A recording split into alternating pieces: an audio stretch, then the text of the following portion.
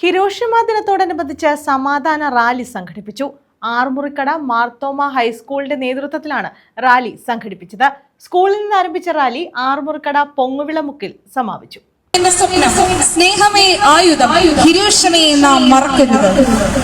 Hiroshima ദിനത്തോടനുബന്ധിച്ചാണ് Arumurikada Marthoma ഹൈസ്കൂളിന്റെ നേതൃത്വത്തിൽ സമാധാന rally സംഘടിപ്പിച്ചത്.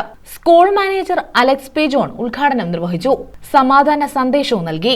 Kottarakkara block panchayat president A Abhilash rally flag off ചെയ്തു.